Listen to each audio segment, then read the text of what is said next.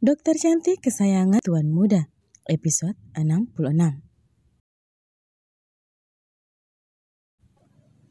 Waktu bergulir begitu cepat. Sudah 1 minggu berlalu sejak kejadian malam istimewa Romi dan Inggit. Sejak itu pula, Inggit selalu dibuat terheran-heran oleh sikap suaminya. Sikap Romi sekarang sangat berbanding terbalik dengan dulu jika mereka sedang berdua. Pria itu menjelma menjadi seorang yang berbeda. Inggit sendiri tak habis pikir, bagaimana bisa orang berubah secepat itu? Apa ini berkat malam pertama? Meski begitu, Inggit tak memungkiri. Sikap Romi saat ini membuatnya menjadi wanita paling bahagia. Rona malu di wajahnya setiap hari keluar karena tingkah lelaki tersayangnya itu. Seperti saat ini. Inggit! Suara itu menggema di seluruh penjuru rumah. Inggit yang sementara minum pun tersedak karena terkejut. Astaga, beruang kutub. Umpatnya tertahan setelah terbatuk-batuk berulang kali.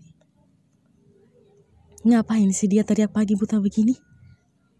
Mengomel, namun tak ayal ia melangkahkan kakinya kembali ke kamar. Takutnya pria itu membutuhkan sesuatu. Begitu tiba di kamar. Ada apa? Kenapa kamu teriak sepagi ini? Tanya Inggit dengan mimik wajah yang lucu, penasaran dan heran. Romi tak lantas menjawab.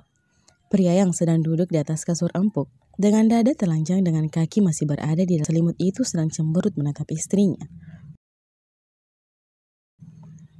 Astaga, kalau jadi beruang kutub konsisten dong. Kenapa sekarang kamu berubah jadi kucing lucu, imut dan menggemaskan seperti ini? Batin Inggit menjerit menatap ekspresi lucu suaminya. Yang ia yakini, hanya dia seorang yang pernah melihat ekspresi tersebut. Inggit melangkah ke ranjang karena tak kunjung mendapatkan jawaban dari Romi. Ia duduk di tepi ranjang, sedikit memalingkan tubuhnya, memandang suaminya yang tetap saja tampan meski dengan muka bantal. Kenapa? Inggit seperti sedang membujuk anak kecil yang sedang merajuk karenanya. Aku kan sudah bilang, jangan kemana-mana sebelum aku bangun. Aku tidak suka kalau membuka mata aku tidak melihatmu. Sungutnya begitu serius bahkan setengah kesal. Bush. Wajah Inggit langsung memerah mendengar penuturan itu. Romi memang sempat mengatakan hal itu, tapi Inggit pikir kata itu hanya sekadar rayuan belaka. Ternyata pria itu sungguh menginginkan hal tersebut. Inggit kehilangan kata-kata. Ia membeku menatap Romi. Seakan tidak percaya jika beruang kutubnya sekarang telah bermetamorfosis menjadi kucing kecil imut dan lucu. Yang manjanya minta ampun. Kamu dari mana sih? Tanya pria bermuka bantal tersebut. Menarik tangan Inggit dan membawa wanitanya ke dalam dekapannya. Melayangkan kecupan di kening Inggit sebagai ucapan selamat pagi. Inggit pun membalas kecupan tersebut, lalu menjawab. Aku dari dapur, minum. Air di kamar habis. Jawabnya, kembali membaringkan tubuhnya yang sudah ditarik oleh Romi. Kenapa baring lagi sih? Bukannya kita mau bersih-bersih ya terus belanja. Malam ini kan kita mau adakan acara kecil-kecilan. Protes Inggit saat kembali pria itu membawanya ke dalam pelukannya dan memeluknya erat. Seakan tubuh wanita itu tenggelam di dalam dekapan tubuh kekarnya. Masih malas, belum puas peluk. Pria itu memejamkan mata seakan menikmati kehangatan dari kulit istrinya, yang memang hanya mengenakan kaos tanpa celana. Saat pertama memakai baju seperti itu, Romi yang terpana melihat style santai istrinya, menyuruh wanita itu hanya memakai pakaian kaosnya jika hanya sedang berdua di rumah. Kalau malam, tentu saja Inggit harus memakai pakaian dinasnya. Bahkan Romi sengaja menyuruh wanita itu memenuhi isi lemarinya dengan pakaian kurang bahan tersebut. Membuat Inggit merasa frustasi dibuatnya. Tak jarang wanita itu merasa kewalahan karena sifat Romi yang ternyata sedikit mesum. Di tempat lain, Ethan sedang menggerutu di meja kerjanya, seraya menatap kertas-kertas yang telah berjejeran membuat kepalanya pusing. Sesekali ia menggaruk kepalanya yang tidak gatal. Ingin rasanya ia meninggalkan kursi ini sekarang. dan turun minum segelas kopi hitam tapi pekerjaan di depannya. Gara-gara si Romi gak masuk kerja nih. Jadinya repot begini. Udah pintar enak-enakan sama istrinya jadi sering-sering minta cuti. Gak profesional nih anak. Gerutunya begitu jelas. Meski begitu Ethan tersenyum.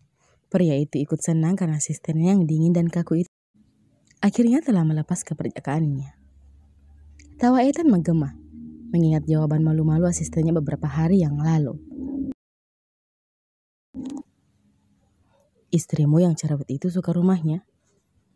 Tanya Ethan saat keduanya tengah makan siang bersama. Iya tuan, dia sangat suka.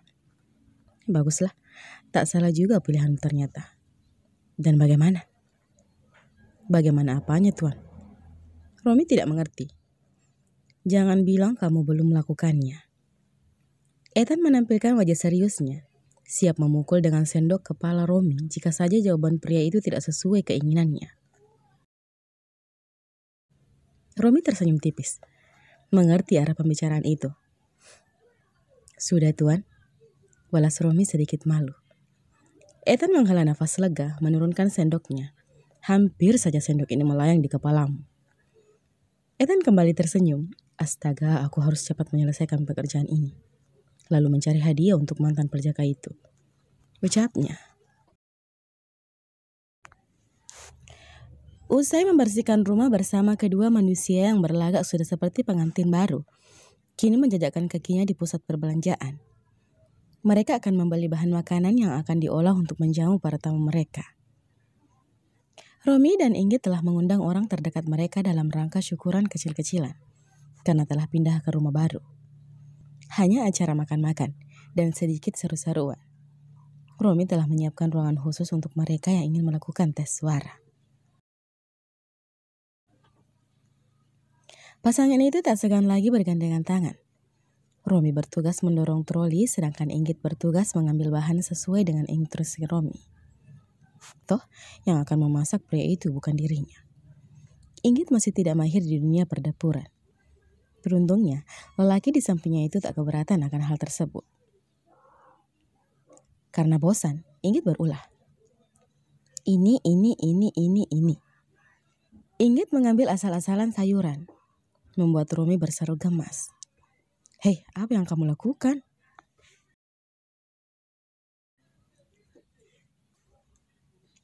Bukankah ini semua bisa dimasak? Tanyanya lucu, dengan mata berkedip cepat berulang kali.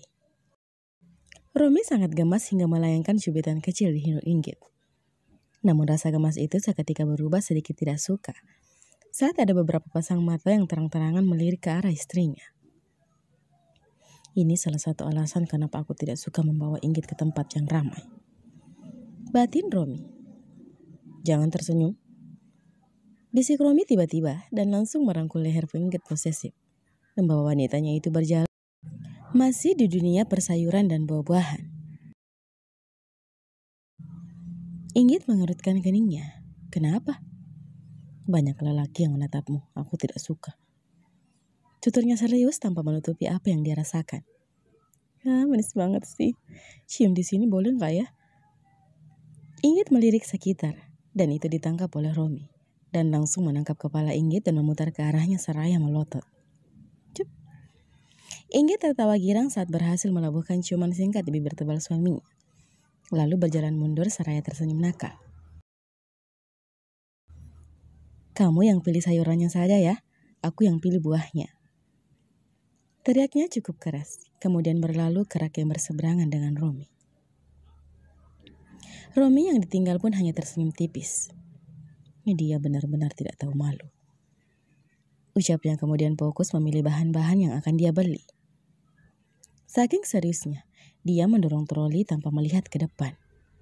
Hingga terdengar suara bunyi yang cukup keras saat kedua yang troli bertuburkan. Maaf, saya tidak melihat. Ucapan Romi terputus saat melihat siapa di depannya. Seorang wanita yang ia kenal. Terlihat wanita yang trolinya bertuburkan dengan troli Romi itu pun tak kalah terkejutnya. Romi? Bersambung. Sampai jumpa di episode selanjutnya ya. Terima kasih. Bye-bye.